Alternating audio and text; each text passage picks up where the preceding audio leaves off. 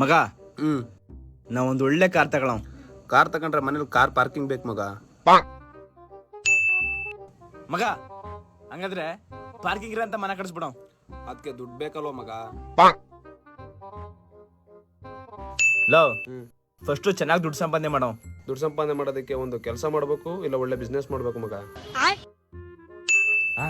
ಹಂಗಾದ್ರೆ ಒಳ್ಳೆ ಕೆಲ್ಸಕ್ಕೆ ಸೇರ್ಬಿಟ್ರೆ ಹೆಂಗೆ? ಕೆಲ್ಸಕ್ಕೆ ಸೇರೋದಕ್ಕೆ ನಾವು ಚೆನ್ನಾಗಿ ಓದಿರ್ಬೇಕು ಮಗ.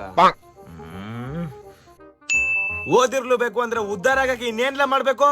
ಬಾಜೆ ತಗೊಳ್ಳಿ, ನಿಮ್ಮಿಬ್ರು ಫೋನ್ ಫುಲ್ ಚಾರ್ಜ್ ಆಗದ.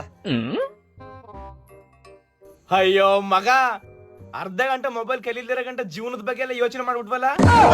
ನಾನು ನಿನ್ಗೆ ಅವಾಗ್ಲೇ ಒಂದು ರೀಲ್ಸ್ ಕಳ್ಸಿದ್ದೆ ನೋಡು. ನಾನೊಂದು ಕಳ್ಸಿ ನೋಡು.